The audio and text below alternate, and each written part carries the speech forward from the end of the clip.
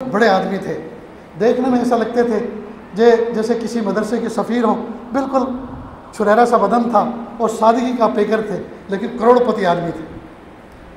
عکل کنواں کے اندر حضرت مولانا غلام محمد وستانوی رحمۃ اللہ علیہ کے مدرسے کے سامنے انہوں نے ایک محلے کے اندر ایک مکتب قائم کیا تھا، جس میں حضرت کے مدرسے کے اساتذہ کے طلب بچے ان کے مکتب میں پڑھتے تھے۔ اس مدرسے کے جلسے میں انہوں نے مجھے بلایا، اور جو بچے فارغ ہوئے اس تعلیم سے، مکتب کی تعلیم سے، اور امتحان میں پاس ہوئے، ان کو انعام دیے، اور انعام بھی معمولی نہیں، بچیاں تھیں ان کو سونے کی بالیاں دیں، 2 نمبر والے 3 نمبر والے کو چاندی کے زیور دیے، کسی کو جوس مشین دی، کسی کو پریشر کوکر دیا، کسی کو بڑا سا واٹر کوکر دیا، کسی کو ایئر کولر دیا، اساتذہ کو عمرے کے ٹکٹ دیے، اور اساتذہ کی بیویوں کو بہترین سلائی مشین اور بہترین جوڑے گھوڑے دیے، اور یہ اعلان کیا کہ اساتذہ نے جو طلبہ پر توجہ دی اور طلبہ پر محنت کی، در حقیقت اس محنت کے پیچھے ان کی بیویوں کا حصہ تھا۔ اگر یہ اساتذہ کو چین سے پڑھانے نہ دیتی اور ان کو بے چین کر کے رکھتی تو یہ نتیجہ ہمارے سامنے نہیں آتا۔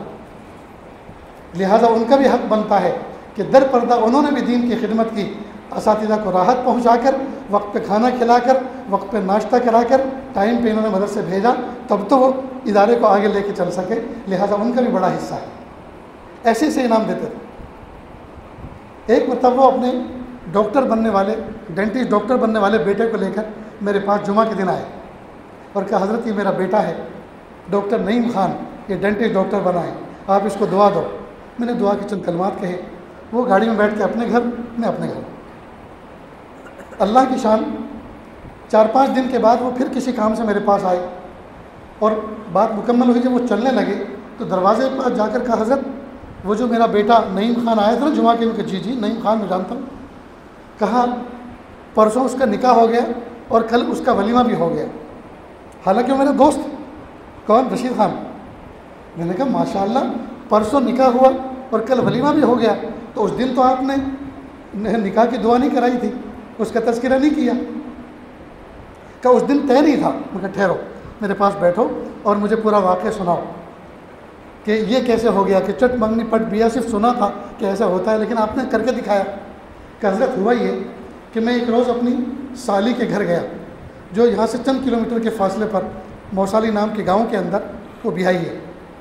جب میں اپنے ساڑو کے گھر گیا تو سالی اندر موجود تھی، پردہ پڑا ہوا تھا، میں نے سلام کیا، انہوں نے سلام کا جواب دیا اور کہا آؤ بھائی جان بیٹھو۔ اس نے پردے سے پانی بڑھا دیا، میں نے پانی پیا۔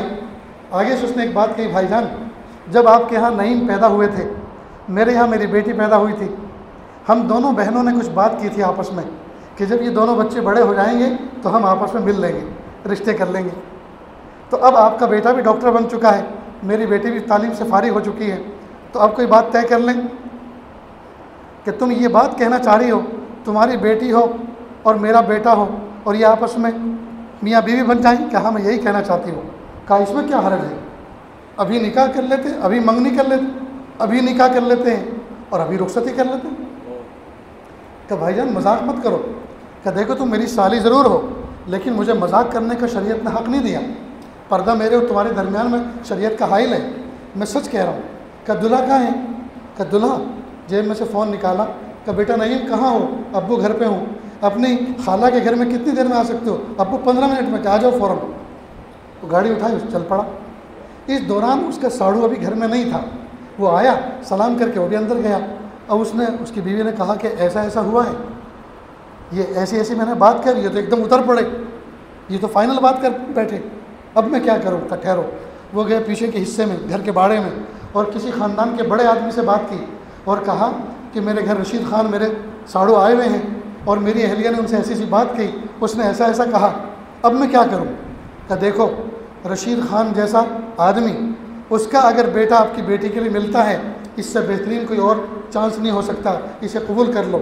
رہی بات یہ کہ رشید خان جیسا کہہ رہا ہے وہ ایسا ہی کر کے دکھائے گا، وہ بہت پکا آدمی ہے، بزرگوں کی صحبت یافتہ ہے، لہٰذا جیسا کہہ رہا ہے ویسے ہی کرنے دو، اور ہمارا کوئی شکوہ نہیں، جیسا تم کرو گے ہم اس پہ دعا دیتے ہیں، ہم راضی ہیں۔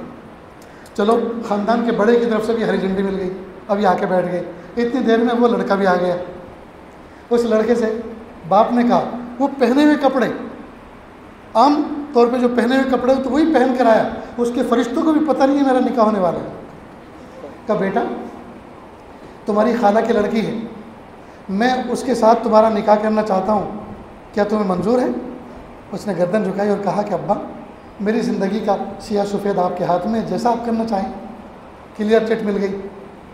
ادھر امام صاحب کو بلایا, امام صاحب ان کی لڑکی ہے, یہ میرا لڑکا ہے, یہ ایک فون نمبر ہے, مہر فاطمی آج کی تاریخ میں چاندی کے اعتبار سے کتنی ہوتی ہے فون کر کے پوچھو. بیٹے سے کہا اس زمانے میں 70-80 ہزار روپے تھی. بیٹے سے کہا بیٹا میری گاڑی کے ڈیسک ٹاپ میں 1 لاکھ روپے رکھے ہوئے ہیں, وہ گڈی لے کر آؤ. گن کر وہاں ٹیبل پر رکھ دیے. امام صاحب سے اچھا خود باہر نکلے, گھر کے باہر چند دکانیں ہیں ادھر ادھر, ان کو کہا کرے بھائی ایک نیک کام ہونے آ رہا ہے, جا رہا ہے, آ جاؤ آپ بھی دعا میں شریک ہو جاؤ.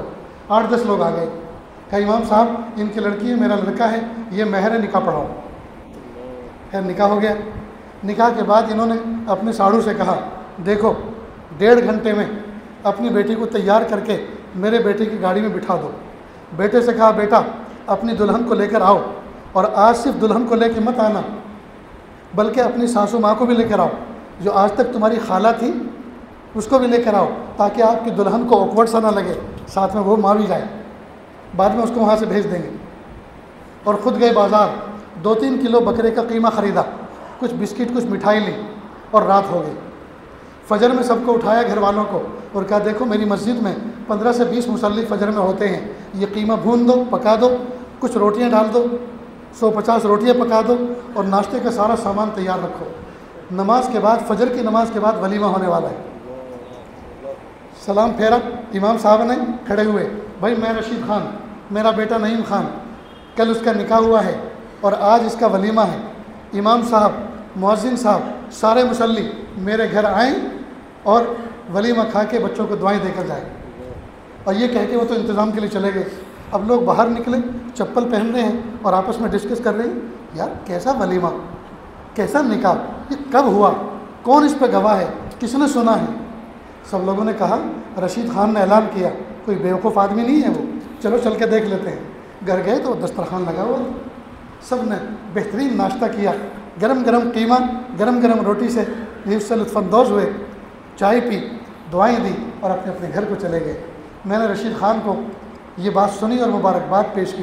میں نے کہا رشید خان اگر کوئی آدمی غریب سا, کوئی حافظ, کوئی عالم, کوئی مولوی اگر نکاح کرے سادگی کے ساتھ تو لوگ کہیں گے مولوی صاحب کے پاس دینے کو کچھ نہیں تھا, اپنی غربت پہ سنت کا پردہ ڈال دیا, کہ سادگی کا پردہ ڈال دیا, سنت کا پردہ ڈال دیا, ان کے پاس دینے کو ہے کچھ نہیں. لیکن آپ جیسے کروڑپتی آدمی جب اس طرح سے نکاح کریں گے تو یہ لوگوں کے لیے نمونہ بنتا ہے. اس کے بعد میرے یہاں ایک رسالہ دوائے دل نکلتا ہے ماہانہ, اس میں بھی میں نے اس کو شائع کیا اور الگ سے ہینڈ بل بھی بنائے اور لوگوں میں ویسے بھی تقسیم کیے, نکاح ہو تو ایسا. اس طرح کی مثال. کرونا کے زمانے میں ان کا انتقال ہو گیا. بہت پیارے آدمی, بہت پیارا ہے, اور تقریباً سارے بچوں کا نکاح اسی طرح کا کیا, اور 2-3 بچوں کا نکاح تو ساجد نے پڑھایا. میرے بھائیوں کرنے والے آج کے دور میں بھی ہیں. یہ میں پڑھی ہوئی باتیں نہیں سنا رہا آپ کو, بیتی ہوئی باتیں سنا رہا ہوں. کرنے والے کو ہجوم بلبل ہوا چمن میں, کیا جو گل نے جمال پیدا, کمی نہیں قدرداں کی اکبر, کرے تو کوئی کمال پیدا. کوئی ہمت کر کے تو دکھائے, لیکن افسوس کی بات ہے لوگ ہمت نہیں کر رہے, ناجائز چیزوں میں ہمت کر رہے ہیں, حلال چیز میں, حق چیز میں, سنت چیز میں, اس میں ہمت نہیں کر کے دکھا رہے, حالانکہ برکت تو اس میں ہے.